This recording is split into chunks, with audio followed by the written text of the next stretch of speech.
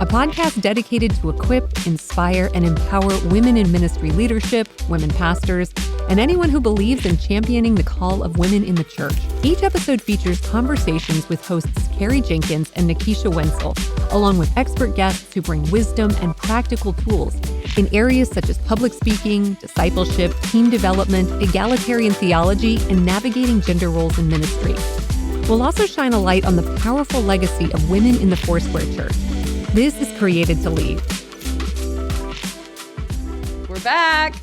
Welcome to the Created to Lead podcast. We are so excited to discuss the advantages of shared leadership, co-leading in the local church, and co-laboring as men and women. Today, we have a subject matter expert, Pastor Dr. Sharon Miller. I'm so excited to learn from her today. No, and this is such an important topic because we are talking about women in ministry leadership, and so often they're co-leading. Either with others, it could be with a spouse, but shared leadership is not only essential, it's a healthy way to lead ministries and in the church. So today we're going to break that down a little bit more. Here's some best practices that Pastor Sharon is going to expose and share with us as well, but we can't wait for you to hear and learn and grow with us. So let's jump right in. Well, welcome to the Created to Lead podcast. It is an absolute honor and privilege to have with us Dr. and Pastor Sharon Hodde Miller. And said this probably at another time, but going to say it again. Keisha and I are going to fangirl over Pastor Sharon because we followed her. We've benefited from her resources that she's curated for the church and for development. And we are thrilled to have her here today. So, and we're all Carolina girls. Yeah, we are all Carolina girls. Represent. North Carolina is representing today. Yes. So welcome, Pastor Sharon. Great to have you with us. Hi, I am so honored to be with you all. We're glad you're here. Yes, today is going to be such a good day. So thank you. Just history, it's kind of interesting, and we'll share a little bit more and probably talk about this, unpack this at some time in our conversation, but not only have we benefited from some of the books that you have written, but also you've been a part of the Resilient Pastor Network. There's other opportunities when you've been able to speak and co-labor with other men and women in ministry. And just want to say thank you for that contribution. It's really such a healthy model for us. And we'll talk about that a little bit more as well. But just wanted to say thank you for your yeses, because while it's probably benefited you and your local community and church, but it's really benefited the body of Christ. So we're really grateful for that. Thank you for saying that. That's incredibly I'm super excited encouraging. about our topic today because both Pastor Carrie and myself are co-pastors. We have partnered in ministry over the years with many people, but you have such a cool and unique story. So could you share a little bit about how you and Ike decided to plant a church in Durham? And just kind of share as much as you'd like to share to kick us off. Yeah, so people always ask, did you always dream of planting a church? And the answer is no, we did not. It was not a dream. It was a nightmare in the sense that we knew other people who had planted churches, and we knew how hard it was. And we didn't feel drawn to it necessarily. We also, I don't know why, but we felt like we didn't have the personality type for it. And I think that had more to do with some stereotypes we had about church planting. But my husband was working at another church in Carrie, actually. We know where that is. You're probably familiar with that town in North Carolina. He was a young adults and college pastor there, but when he finished his Ph.D., was ready for more leadership, and there just wasn't space for him to kind of grow at that church. So we started interviewing at other churches around the country, and I'll never forget, we were interviewing at a church in Orlando, and I am a big Disney girl. Like I'm someone who describes myself as a Disney there adult. You go. All right. Unironically. And so I was ready to move to Disney. I was like, we're here. This is the Lord. This is his plan for us. But while we were down there, my husband, in the middle of the night, he was tossing and turning. I remember waking up at 2 a.m. and he was sitting up in bed eating Oreos, which is not like him at all. And I said, are you okay? And he said he just couldn't sleep. I figured it was adrenaline because he had the interview the next day. But a couple weeks later, he comes to me and he says, I need to tell you about that night when I was awake. I actually had like a vision from God. And we don't come from a tradition where that's really typical. We don't use phrases like God told me, really God told us. We don't use that casually at all. And so for him to say that, it really stood out to me. But he felt like God said to him, you are not supposed to be doing this. I want you to plant a church in South Durham. And so long story short, we spent the next 6 months prayerfully discerning if this was in fact from God, and received a lot of confirmation. And so we finally said yes, and it was very much an obedient yes. Like, it wasn't something that we were really dreaming about, but knew that to say no would be disobedient. So we start planning for this church launch, and I share all this to kind of give you a little bit of background of how I came into the picture, because prior to that, I was not pastoring. I was writing and I was traveling and speaking, but I was not leading in a church. I'd not really been on staff at a church before. And when we launched the church and we were talking about what my role would be, I had just had our third child, and I was finishing my second book, and I was also traveling. And so I said to my husband, I don't think I have the bandwidth to be on staff or to have a pastoral role. And I tell you what, that man, he used my doctoral research against me, because as I was sharing with you all before we started recording, my doctoral research was on why evangelical women go to seminary. And one of the findings that I found again and again was role models, that they could look to someone to see, oh, this woman is using her gifts in this way. And I think I was created that way too. And we live this area, that the Raleigh-Durham area, it's one of the most highly educated areas in the country. Just the ratio of people per capita with PhDs in this area is extremely high, just because we have Duke, UNC, NC State, and then Research Triangle as well. And women are leading in every sphere. They are doctors, they are professors, they are CEOs at pharmaceutical companies. And so they're leading in every capacity except the church. Here in this area, you just don't have a lot of women leading in the church. We're in the South. And so my husband said, it is very important that you are using your leadership gifts in a visible way, because there are going to be women coming to our church who are in leadership in their vocation, and you need to model for them how to steward their leadership gifts well. And how do you say no to that? What argument holds water to that? You can't really say no to that.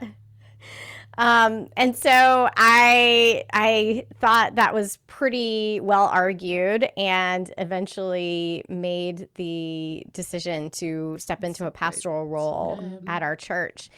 And I'm so grateful in hindsight. I'm thankful that God sent me the husband that he did, who is my number one advocate, because I had been in ministry for years up to that point, traveling and speaking, but never pastored a church, and just realized this is actually what God created me for. That I love preaching. Like, I can go and speak to 5,000 people, but I love speaking to our smaller church because I know them and I know their stories, and I know the ways that they need to hear the encouragement of the gospel, but also need to be challenged by it. And so I'm thankful that he pushed me into something that I actually realized in hindsight I was created for. Oh my goodness. Even the fact that you started that saying you hadn't really been pastoring before or taken a pastoral role. So honestly, that was surprising for me to hear that, because you are an exceptional communicator, and to just know how much success you've had in the local church. So that's pretty amazing how God's used you and what he's done in your heart through this whole process of planting a church, but also falling in love with the community and a congregation. Absolutely. That's so exciting. Well, I want to ask you about that a little bit, because Nakisha was saying, she's co-leading a senior leader. I've co-led before with my husband as well. But what does your shared leadership model look like in your local church community? And kind of what are each of the strengths and gifts that you and Ike bring? Because I think somehow that's really the secret sauce, isn't it? Is like, is your unique contribution and there's a word I'm trying to come to, or the recipe of who you are as far as your leadership. What does that look like in your church? Yeah. Well, I'll be really honest with you. It is something that is continually evolving, because the truth is there aren't a lot of models of this model of leadership where a husband and wife are doing this together. We have really struggled to find other couples who are doing this in the same way. We know a lot of couples where the wife has a pastor title, but it's a little bit more as kind of an honorific, I guess you could say. Like, she's not necessarily preaching on Sundays. And so we had struggled early on to find other couples that we could learn from and sort of map their experience onto our own, because what also has been tricky is every couple is a little bit different. Every couple negotiates this differently based on their unique giftings and personality. And so we know quite a few couples where the husband has that more traditional lead pastor personality, like he's the visionary, whereas the wife maybe has a little bit more of a behind the scenes or executive pastor role. But between the two of us, my husband and I am actually the more gifted communicator. He is really gifted with organizational leadership, leading our staff. He's more gifted with pastoral care, really any of the like interpersonal. And then just personality wise, we've often said that I'm the prophet, he's the shepherd. And I think one way that I've been kind of the latest way I've been articulating it, that I don't even know if he's fully on board with this yet, but I actually think it's right, is he is more horizontally oriented and I'm more vertically oriented. And so he's really good with the people part of the job. And I'm much more the visionary, like hearing from God, where are we going, big picture. And so that gives you a sense just how our giftings align. But in terms of how that shakes out is we've realized that we need to have very distinct lanes that don't overlap. Early on, there was a lot of, he was full-time, I was part-time. And so he was, for all intents and purposes, kind of the main decision maker. But if there was something that I felt really strongly about, I would speak into. And that was just a mess for our staff, because there was no clear authority structure. Like who do I report to? Who ultimately makes these decisions? And so we had to get really clear on our organizational chart, like what belongs to him, what belongs to me. And then we don't speak into each other's lanes unless we are invited to. And that has been hard at times. It has meant like there are decisions I've made that he's, maybe not understood, but he is also kind of letting go and letting me lead and likewise. And so we communicate with one another. We have our own one-on-one each week. But by and large, we kind of have separate things that we own based on our giftings and our interests. And so that is one way that we have navigated this. The other important element to this that you didn't ask about, but I'm just going to go ahead and talk about it, is how your marriage interfaces with leading a church. Because another aspect of this that we have had to navigate is when you're both working at the church, work will just bleed into every aspect of your life if you don't have really clear, firm boundaries. And so we would find ourselves in these situations where we would be getting into bed and I would say, oh, did you talk to so-and-so? Did you follow up on that email? Or we would be on our date nights and, saying like, oh, I had this interesting conversation today. You're talking about work in these moments where you really need to be present to one another and just enjoying one another. And so we went through a season where our primary categories for one another was we were co-parenting and we were co-working. But in terms of the like, you're my husband, my lover, like all of that was sort of taking a back seat. And our marriage suffered because of it. And so we've had to really be intentional about guarding our marriage. I talked to another couple that one of the ways they've negotiated it is they have a 0 feedback policy when it comes to work, where if they are in a meeting and her husband has an idea that she thinks is not a good idea, instead of criticizing, she said she will simply go, interesting. Which doesn't mean interesting. No. And but it really they've found their way to realizing that, and I've noticed even in my own marriage, like I receive my husband's feedback pretty easily, but my feedback to him is pretty devastating, just even like minor. And so in terms of what is more important, my marriage is always more important than the church. We need to hear that. And so that has also shaped how we give feedback, how we, have boundaries around our marriage, that sort of a thing is also really important. That is so good.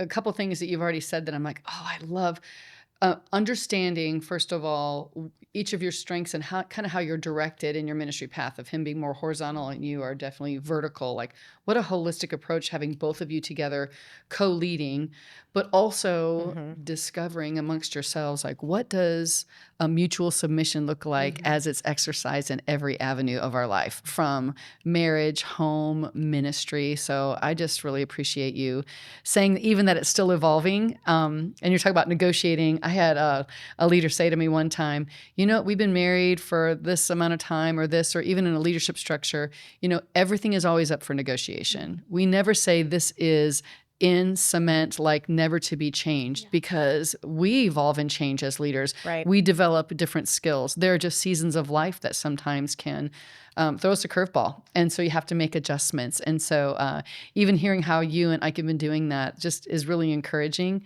And even knowing planting a church in and of itself is a courageous act. I mean, it's all hands on deck when you're planting a church, right? There is no, you feel like, how you even manage to get any kind of boundaries during that season of the beginning year or years is difficult. So kudos to you for learning how to navigate that well in this season. Well, and I love your decision that your marriage, your family is priority over the work that you're doing. So many people confuse assignments with their callings, right? When assignments are temporary, assignments come and go, but your calling is lifelong.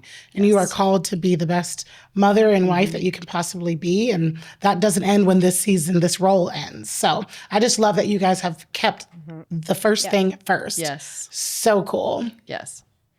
One of the moments, the clarifying moments for me around that was early on in the first year or two. I would be in conversations with my husband and I would be asking myself, okay, what does he need right now? Does he need me to have my wife hat on or my pastor hat on? And always trying to figure that out. And at some point I had this realization, I would never ask that about my children. I would never say, should I have my mom hat on right now or my pastor hat on right now? That I am only ever their mother. And that was the clarifying moment for me that I can't take that wife hat off. I will always be first and foremost his wife. And that was really defining. That's so good. Yeah. Thank you for sharing that. Yeah, that's really helpful. Sharon, will you tell us a little bit more about the Resilient Pastor Network, podcast, conferences? It's such an awesome parachurch ministry and resource. How did you get involved? How did you get invited to be a part of it?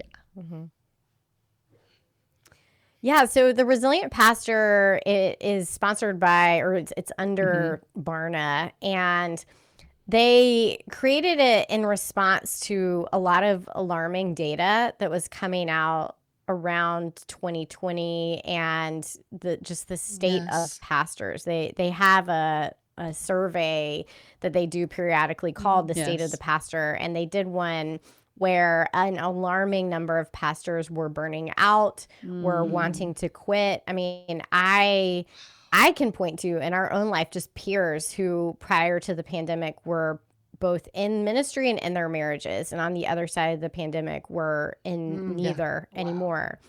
And so there was a high percentage of pastors who were just not doing well. And Barna really believes in the local church and supporting pastors. That's a big part of what they do, who they serve.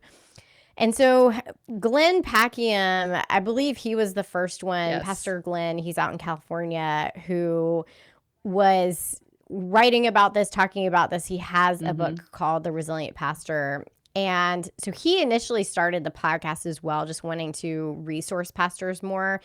And I don't know where the idea came from to have additional co-hosts, but I had been developing just a friendship with Glenn, just knew him from a number of different conferences and things where I think we had overlapped, really liked him a lot. He was one of those people that I had a natural, like, you're my brother, kind of a relationship with.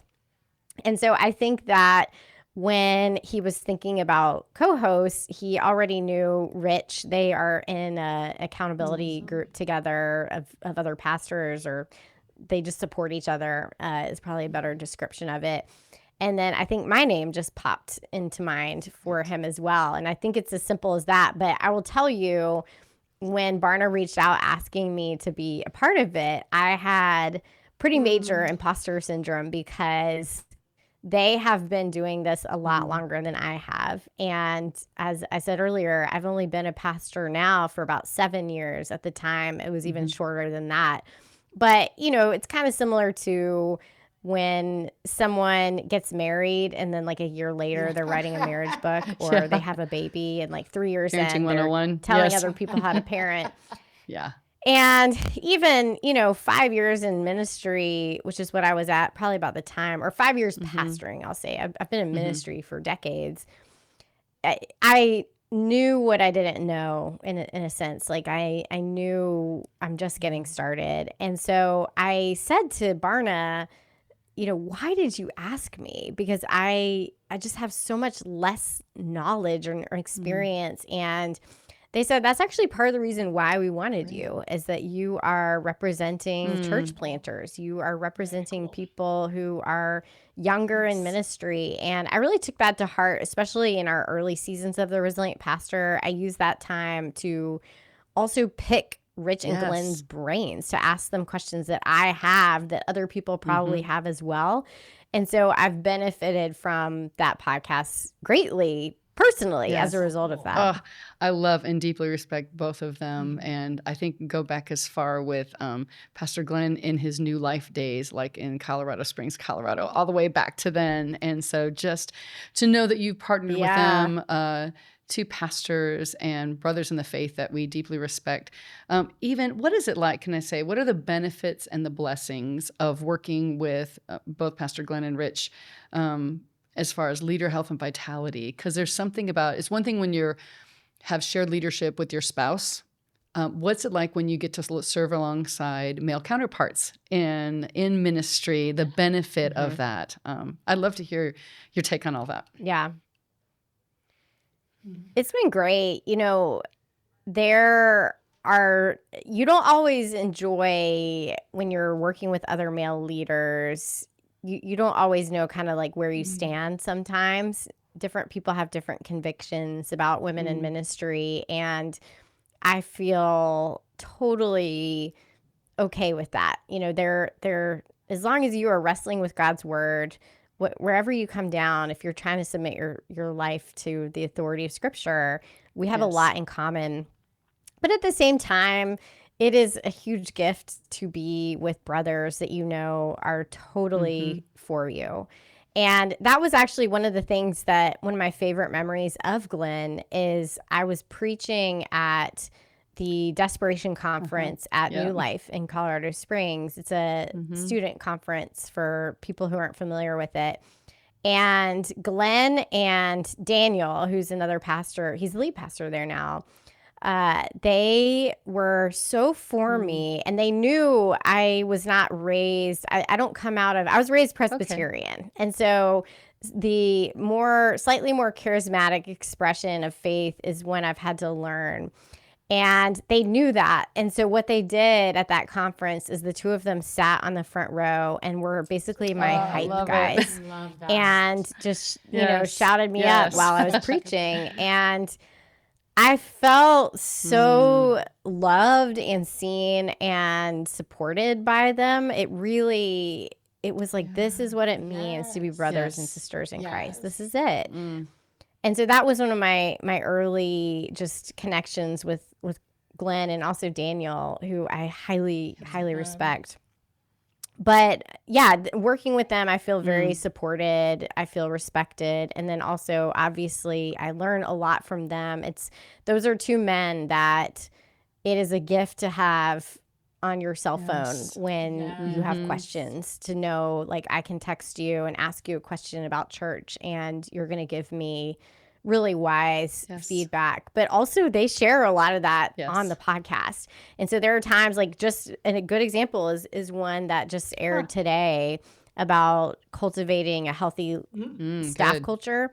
And I was rewatching it today, and I noticed at one point my eyes were like down in the corner for a long time.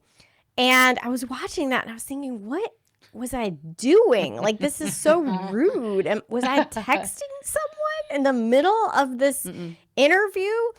And then later on the interview, I shared that I was actually writing down something that Glenn had said. That's what I was doing. I'd forgotten. There you go.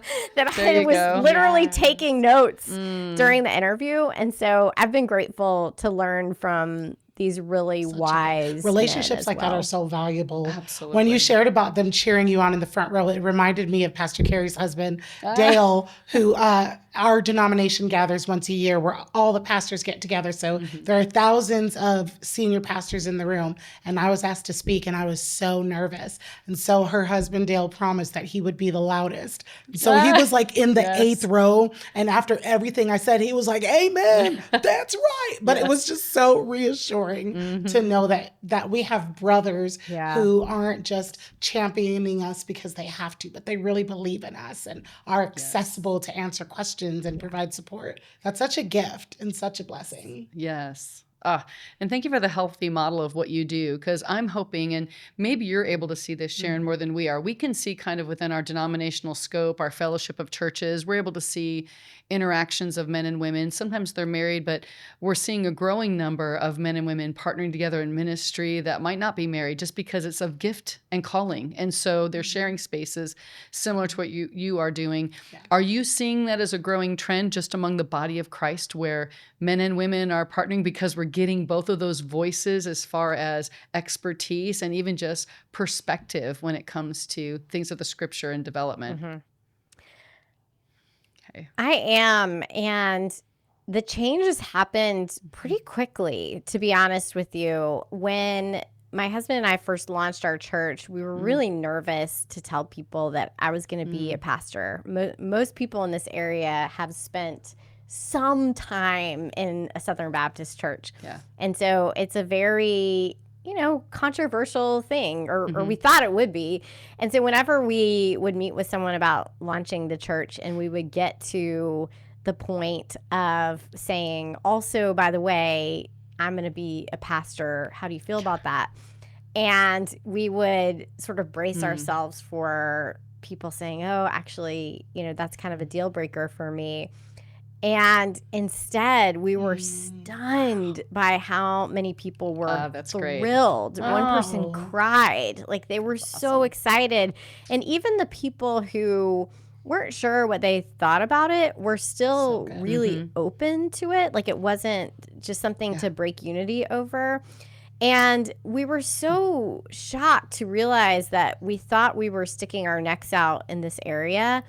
And God met us and basically said, you are not sticking your necks out. I went before you. You didn't go before me. I went before you and prepared the way for you. And so all that to say, we were shocked that this area was very much ready for that. It has not been nearly as controversial as I thought, but also I am seeing, not necessarily more husbands and wives leading together, because it is such just a unique, like you both have to have that gift. But I am seeing more women leading, even in churches that historically have like a complementarian conviction where they would say only men can be pastors or elders. I'm seeing a growing recognition that at the same time, women have a diversity of gifts outside of, being a children's minister or women's minister, and making sure that we are stewarding those gifts even within the boundaries of our own convictions. And so it's wild how quickly it has changed, but it's really encouraging. Really, really good. I love it. Me too. I want to ask you about the cost of control, why we crave it, what it costs us. Can you just share a little bit about that?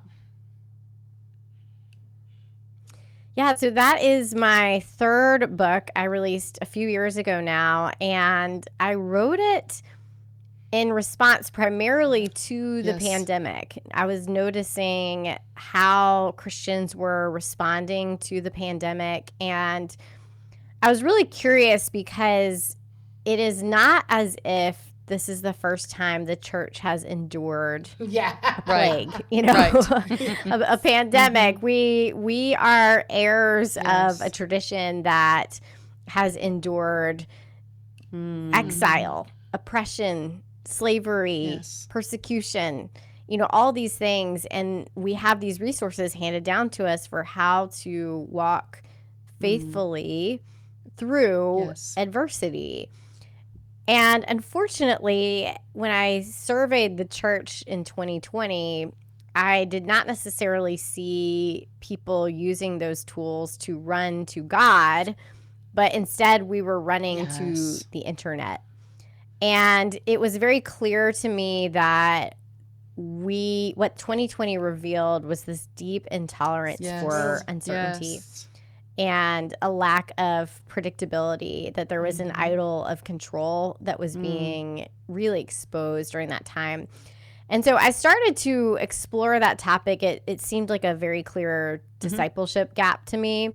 But what I learned in the process of researching it is that it was something I struggled with as well. Like if you'd asked me prior to that, I would have said, no, I don't struggle with control. Other people do. Other people have major anxiety around it, but not me. Like I'm good. And, I was a little bit judgy about it. But just realizing that one of the things that we do very well is rebrand control as something else. We don't say I'm being controlling. We say I just know what is right for this person, or I'm not being controlling. I'm just very persuasive, whatever it is. And so we've kind of reclassified it in our brains. And I was very good at that. But realizing the thesis of the book is that control costs us something, that anytime you try to control something that isn't yours to control, it costs you, whether it costs you your own mental health or it costs you your relationship with the person that you're trying to control. And there isn't a loophole to that law of the universe that it doesn't matter if you rebrand it, it still is going to cause some sort of repercussion. And so it really was ended up being a huge journey for me as well. I'll tell you what, when you study and you go into research of things, often you do have a mindset of what the outcome would be or what the results of that research will be, only to find that oftentimes it's a mirror, like you said, to yourself, sometimes finding all that. Do you feel like, and this is just came off the top of my head as you were talking, do you see this desire for control, again, outcomes, it's becoming more cyclical with the church? Because if it's not a pandemic that we can't control behaviors or outcomes, or there's the pandemonium that came with that, maybe now it's this political unrest or whatever that's polarizing. Do you feel like this is something we're going to continue as a church, just say as a body of Christ, like come up against, like just going to keep getting tested?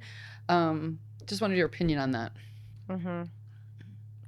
Yeah, one of the things I do in the book is break down why we struggle with control in the first place. And One reason we struggle with it is that we inherited the struggle Yes. from Adam and Okay. Eve. That Yep. that initial, choice to defy God's will and to take matters into their own hands is a moment that we are sort of doomed to reenact ever since.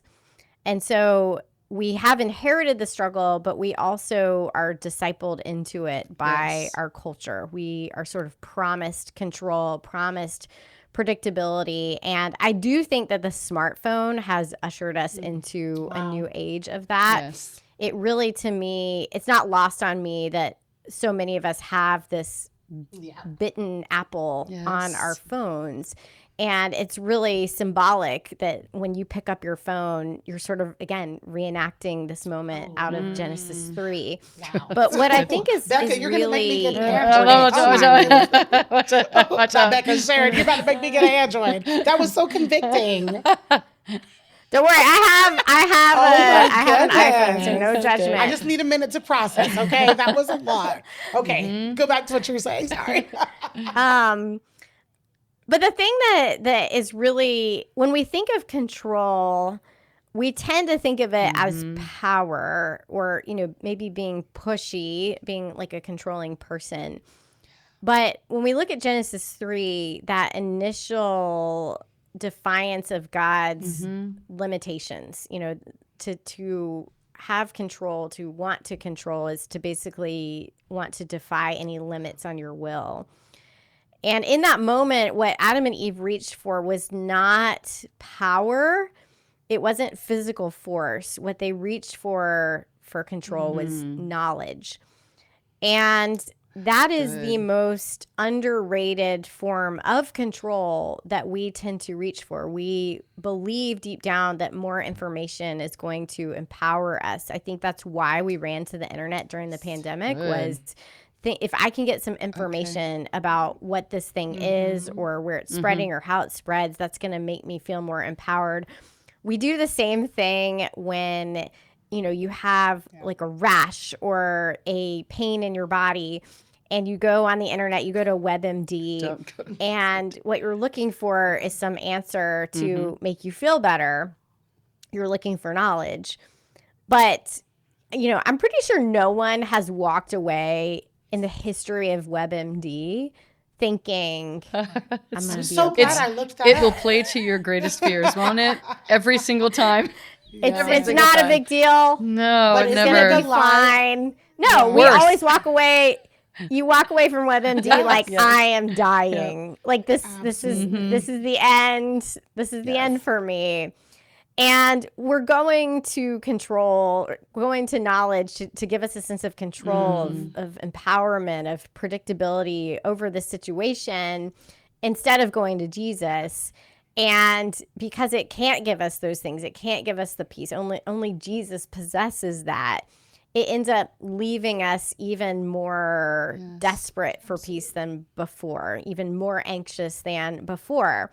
And so I think that the more we are going to this well of knowledge to give us this illusion of control, essentially, I think we're going to perpetuate this. But the other thing, and I realize this is a really long answer to your question about this cycle, but another way that this plays out where we think that knowledge has more power than it actually has, and this gets to your question about like the polarization in our nation, is not only do we go to knowledge to give us a sense of control, but we also use knowledge to control other people. Like we think if I can just take the knowledge that is in my brain and put it in your brain, then I can get you to think like I think.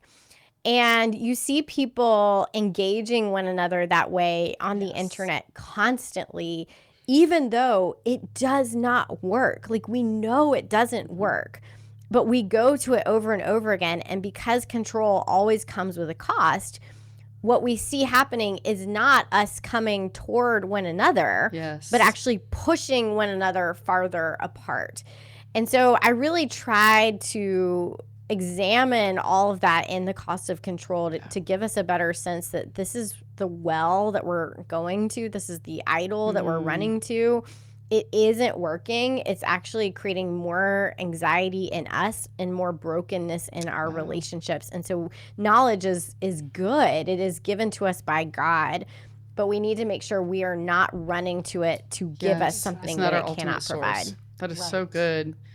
I know part of your book you talk about control versus agency. I kind of want to flip this around a little bit because obviously that's something different. So how can we flip this to now where there is agency instead of trying to control? Because obviously that you're limiting what you would consider control by giving someone agency. Could you kind of like speak to that a little bit? And also, how have you benefited from the agency of others?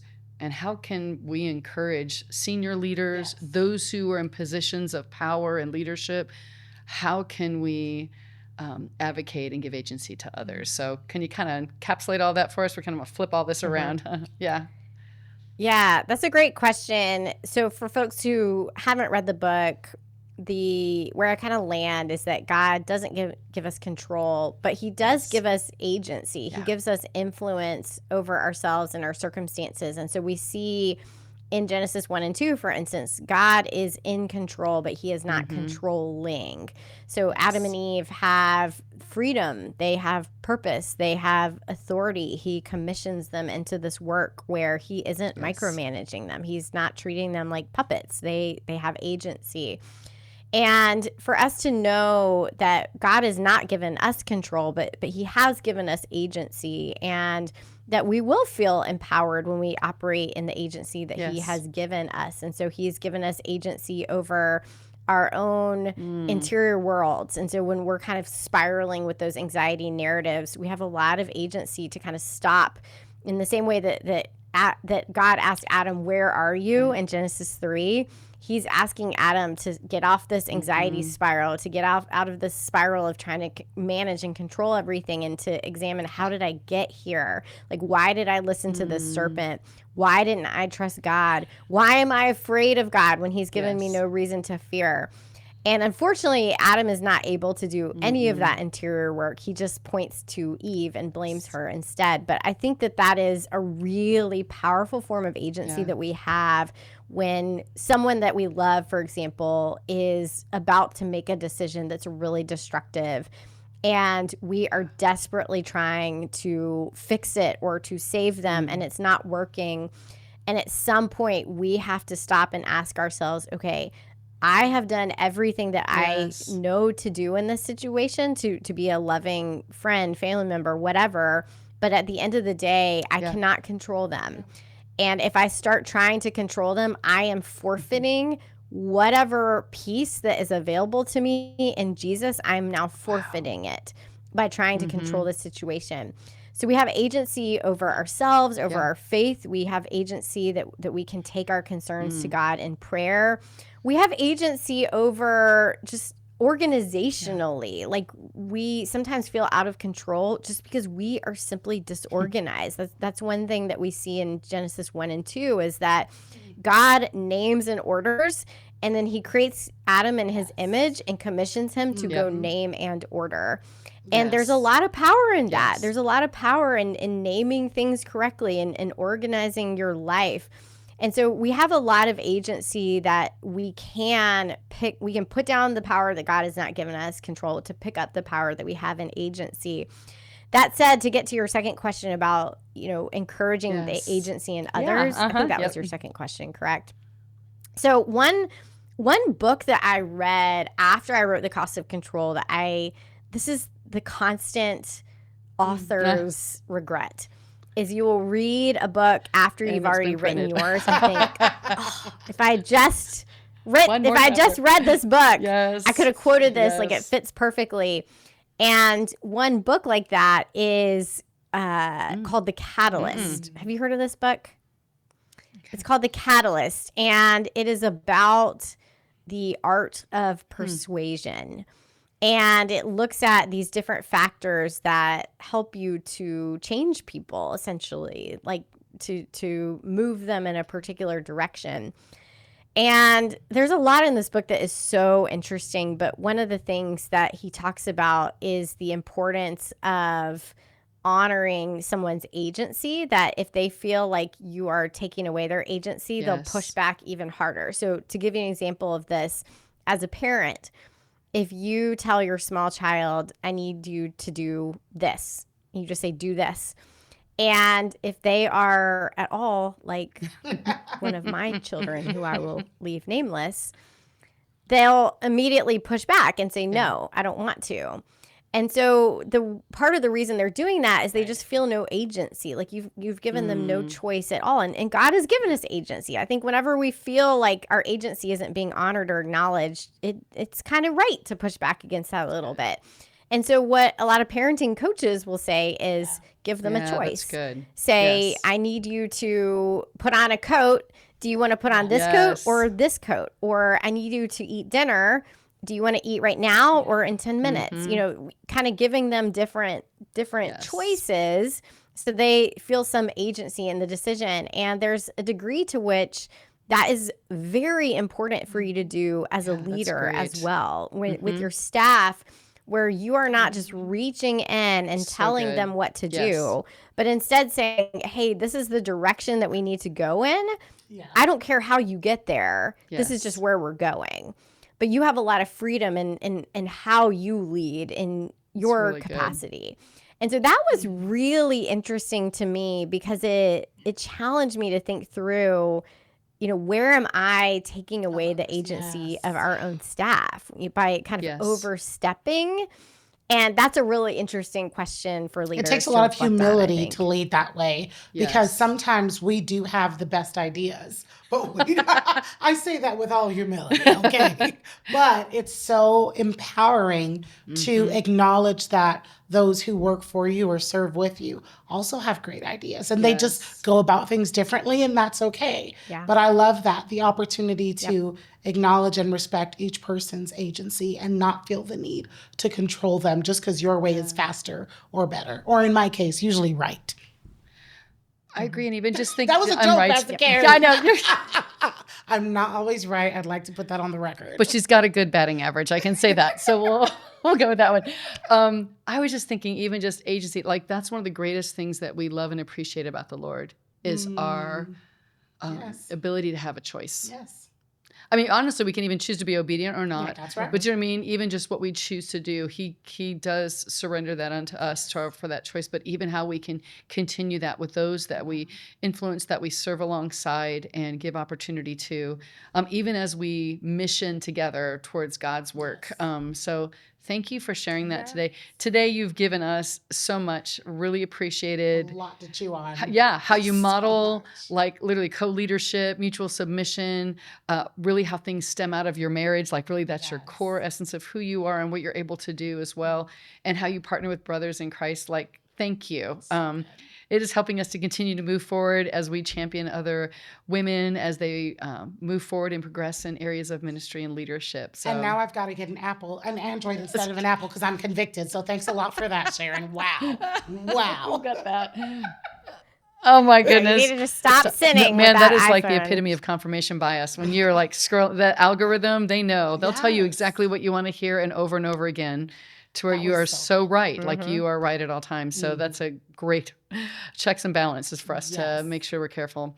Well, thank you again so much, Pastor Sharon. It's been great. We have gleaned from you. I'm sure those who've listened, there are books that you've written. We're going to obviously add that as part of a resource for this podcast. But thank you again for taking time. We love it. We're Carolina girls, so we also love the fact that we're almost like we're all within like a couple hours of each other. And we'll just know that we'll be championing you where you're at, and just appreciate again your contribution to our Created to Lead podcast. Thank you so much again for your time today. Sharon. Thank you so much. It's good to be with you both. Take care. Well, again, another episode of Created to Lead. And I feel like I've just walked away with, and I've actually read the book, and I'm like, oh, there's some things she said today that just really drilled it home in a more, I say a prophetic way for my life personally. So it's just really good. But thank you. And again, looking forward to seeing you. Thank you for joining us on Created to Lead. And we will talk to you next time. Take care. Thank you for listening to Created to Lead podcast. Don't miss a single episode by subscribing to our channels on Spotify, YouTube, and Apple Podcasts today.